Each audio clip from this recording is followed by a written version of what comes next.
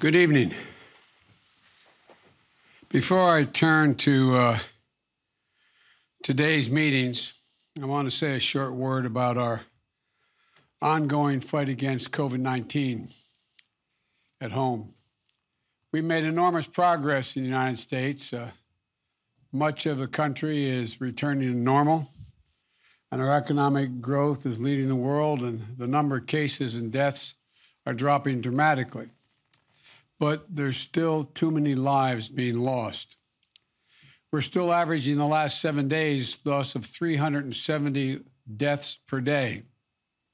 370 deaths, that's significantly lower than at the peak of this crisis, but it's still a real tragedy. We're approaching a sad milestone, almost 600,000 lost lives because of COVID-19 in America. My heart goes out to all those who've lost a loved one. I know that black hole that seems to consume you, that fills up your chest when you lose someone that's close to you that you adored. That's why I continue to say to America, if you've not been vaccinated, get vaccinated. Get vaccinated as soon as possible. We have plenty of vaccinations. Plenty of sites.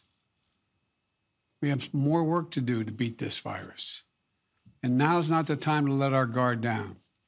So please, please get vaccinated as soon as possible. We've had enough pain. Enough pain. Folks, I know it's after 9:30 Brussels time, 9:30 p.m., and I'm still at NATO. You're all excited about that, I know. But I've had a chance to meet with several leaders recently, and I've had calls with others. It's been an incredibly productive day here. I just finished meeting with President Erdogan of Turkey. We had a positive and productive meeting, much of it one-on-one. We had detailed discussions about how to proceed on a number of issues. Our two countries have big agendas. Our teams are going to continue our discussions, and I'm confident we'll make real progress with Turkey and the United States. But now I want to thank Secretary General Stoltenberg for leading a very successful NATO summit today. I had the honor of leading off the discussion today among the 30 nations. And I pointed out that we're facing a once-in-a-century global health crisis. At the same time, the democratic values that undergird our alliance are under increasing pressure, both internally and externally. Russia and China are both seeking to drive a wedge in our transatlantic solidarity. We're seeing an increase in malicious cyber activity. But our alliance is a strong foundation on which our collective security and our shared prosperity can continue to be built. And I made a point to make clear that the U.S. commitment to Article 5 of the NATO Treaty is rock solid and unshakable. It's a sacred commitment. NATO stands together. That's how we've met every other threat in the past. It's our greatest strength as we meet our challenges of the future, and there are many. And everyone in that room today understood the shared appreciation, quite frankly, that America is back. We talked about Russia's aggressive acts that pose a threat to NATO and our collective security. That's why I met with the Bucharest Nine, the Eastern Flank allies, in advance of this summit. And today I also met with the leaders of the three Baltic states, Estonia, Latvia, and Lithuania. I shared with our allies that what I'll convey to President Putin, that I'm not looking for conflict with Russia, but that we will respond if Russia continues its harmful activities. And we will not fail to defend the transatlantic alliance or stand up for democratic values. As allies, we also affirmed our continued support for the sovereignty and territorial integrity of Ukraine. We agreed to keep consulting closely on nuclear deterrence, arms control, and strategic stability. And there was a strong consensus in the room among the leaders in that meeting on Afghanistan. Our troops are coming home, but we agreed that our diplomatic, economic, and humanitarian commitment to the Afghan people and our support for the Afghan National Defense and Security Forces will endure.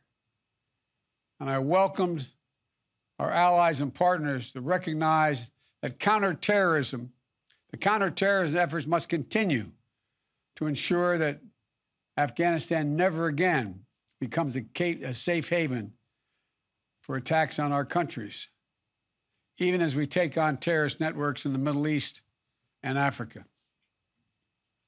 And I'm deeply gratified that as an alliance, we adopted a far-reaching plan to make sure NATO can meet the challenges that we face today and in the future, not yesterday. The NATO 2030 agenda, and that we agreed to fully resource that agenda. The last time NATO put together a strategic plan was back in 2010, when Russia was considered a partner and China wasn't even mentioned. We talked about the long-term systemic challenges that China's activities pose to our collective security today. We agreed to do more to enhance the resilience of our critical infrastructures around the world, including trusted telecommunications providers, supply chains, and energy networks. We agreed to enhance our cooperation with our democratic partners in the Indo-Pacific to meet challenges that exist there. We also endorsed a new cyber defense policy, NATO's first in the past 7 years, to improve the collective ability to defend against counter threats from state and non-state actors against our networks and our critical infrastructure.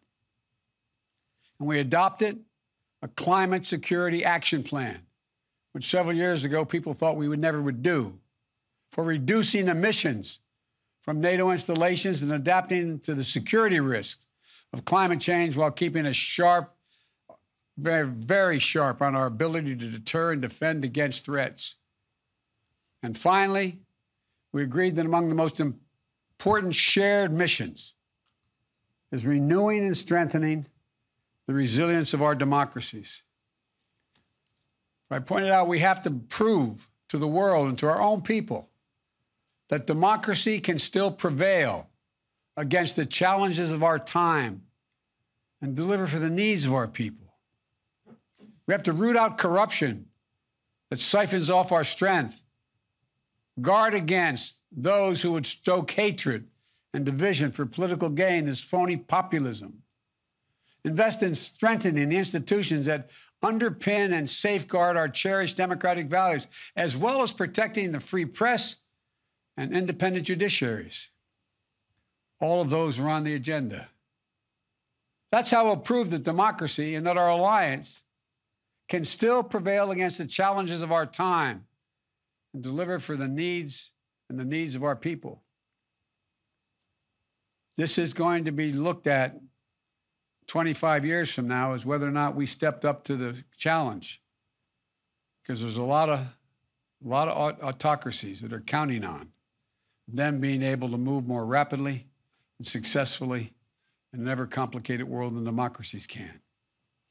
We all concluded we're going to prove them wrong.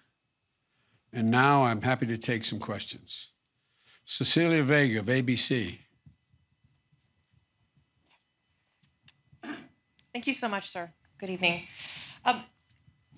You mentioned your sit-down with Vladimir Putin and Russian aggression that came up in your conversations today. I'd like to ask you two questions, if I may, on that front.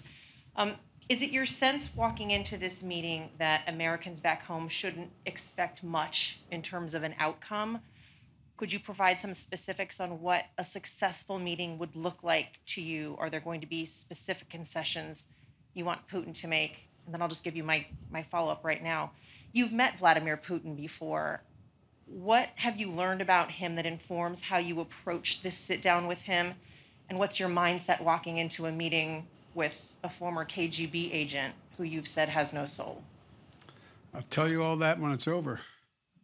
Look, I've been doing this a long time.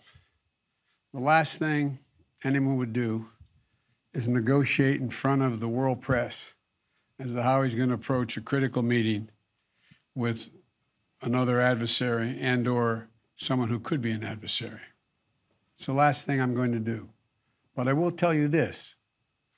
I'm going to make clear to President Putin that there are areas where we can cooperate if he chooses. And if he chooses not to cooperate and acts in a way that he has in the past relative to cybersecurity and some other activities, then we will respond. We will respond in kind. There need not be. We should decide where it's in our mutual interest, in the interest of the world, to cooperate and see if we can do that. And the areas where we don't agree, make it clear what the red lines are. I have met with him. He's bright. He's tough. And I have found that he is as they say when he used to play ball, a worthy adversary. But the fact is that I will be happy to talk with you when it's over, not before, about what the discussion will entail. Nancy Cordes, CBS. Thank you, Mr. President. I also have two questions about Vladimir Putin. The first is, have any of the world leaders you've met with this week expressed concern that by meeting with President Putin this early in your presidency, that it'll look like you're rewarding him? What's your second question? The second question is what it will mean for the U.S.-Russia relationship if Alexei Navalny were to die or be killed in prison.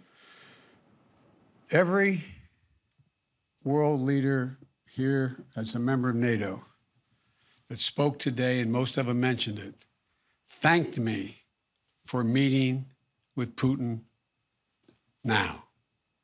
Every single one that spoke. And I think there were probably about 10 or 12 that spoke to it, saying they were happy that I did that I was going to do that. And they thought it was thoroughly appropriate that I do. And I had discussions with them about, in the open, about what they thought was important from their perspective and what they thought was not important. And so the interesting thing is, I know, and I'm not being critical of the press, I really mean this, I give my word, but generically you all thought, was Biden meeting him too soon? I haven't found a world leader who doesn't think it's not soon, it's just soon enough.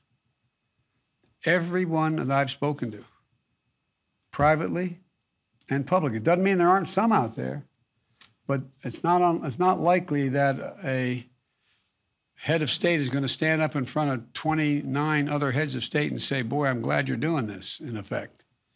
So there is a consensus. And they thanked me for being willing to talk with them about the meeting and what I intended to do.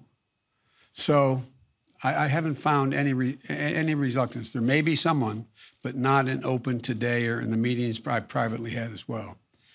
And Navalny's death would be another indication that Russia has little or no intention of abiding by basic, fundamental human rights. It would be a tragedy. It would do nothing but hurt his relationships with the rest of the world, in my view, and with me. Jeff Zeleny, CNN.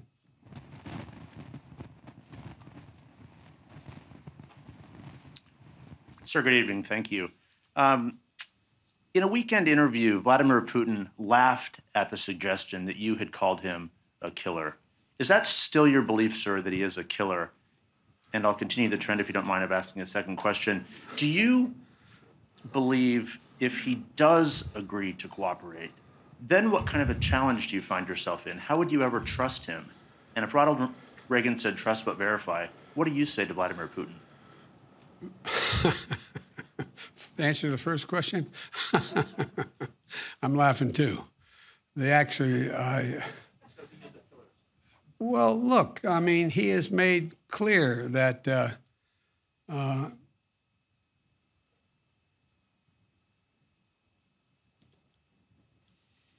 answer is, I believe he has in the past essentially acknowledged that he was, there are certain things that he would do or did do.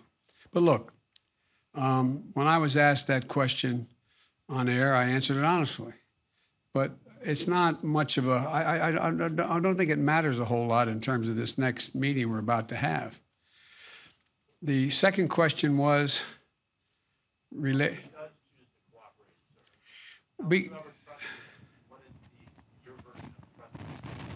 I'd verify first and then trust. In other words, everything would have to be shown to be actually occurring. It's not about, trusting. It's about agreeing. You know, when you write treaties with your adversaries, you don't say, I trust you. You say, this is what I expect. And if you violate the agreement you made, then the treaty's off, the agreement's off.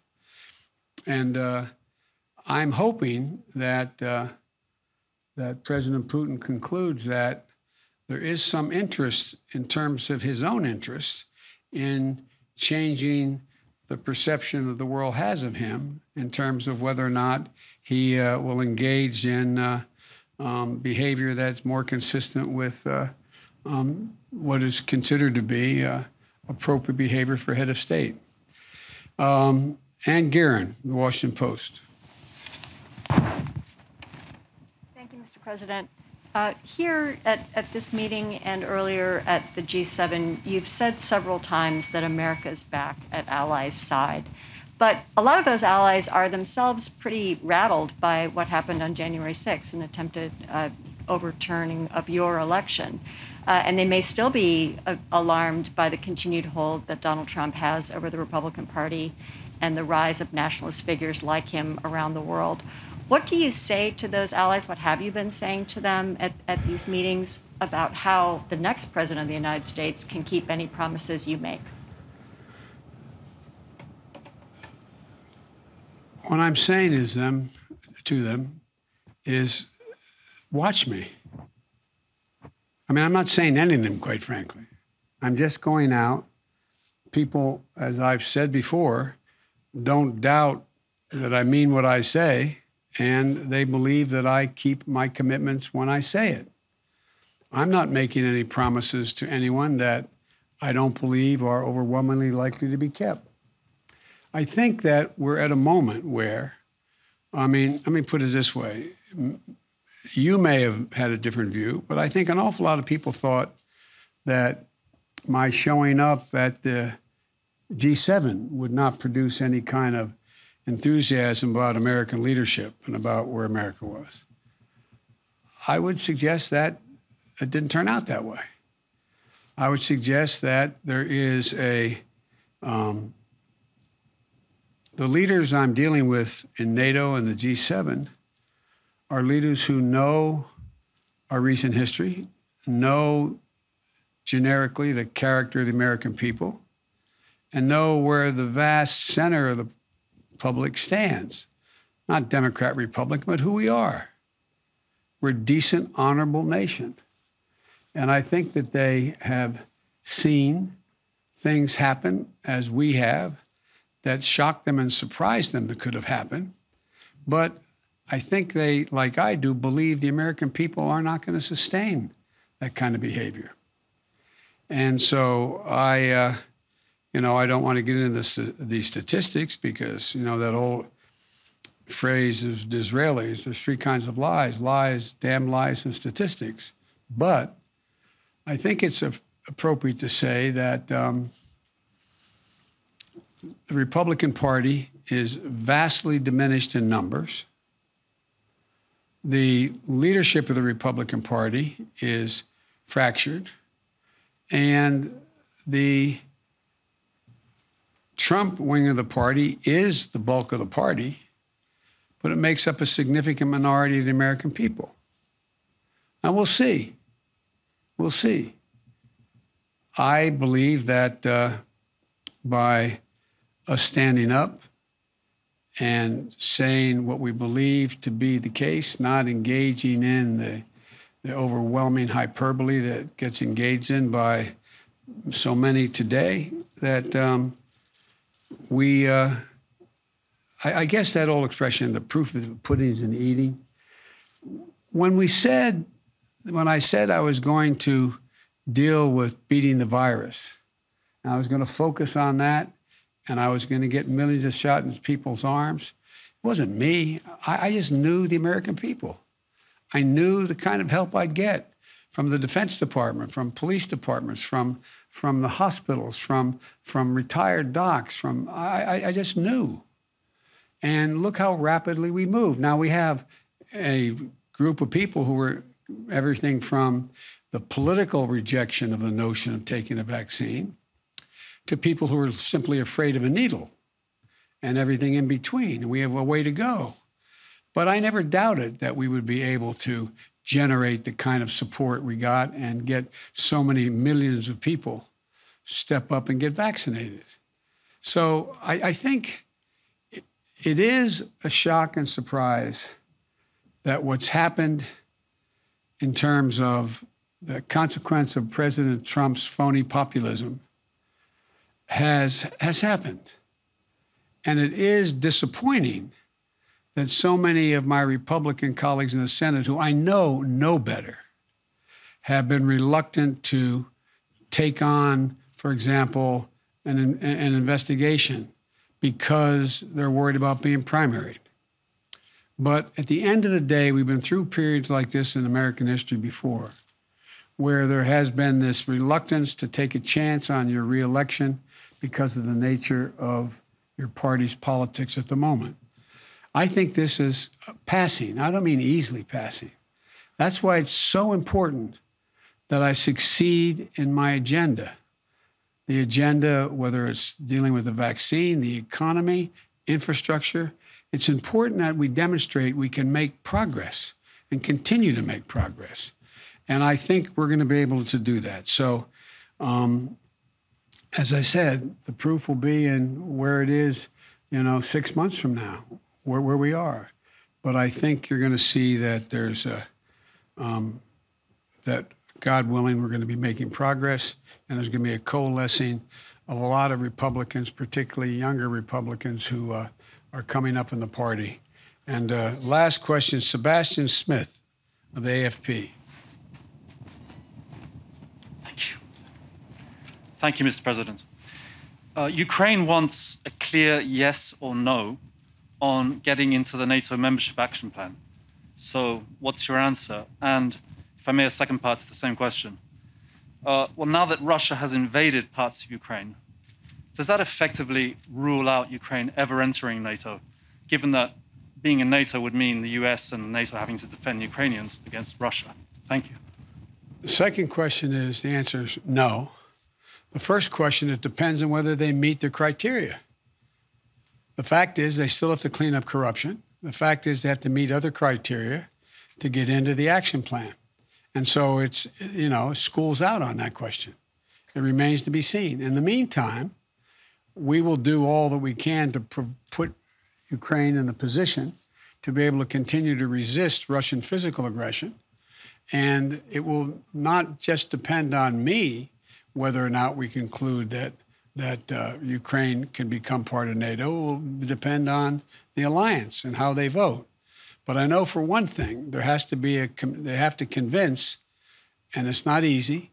I made a speech years ago to the Rada saying that Ukraine had an opportunity to do something that's never occurred in the history of Ukraine, actually generate a democratically elected and not corrupt, led by oligarchies in any of the regions, nation.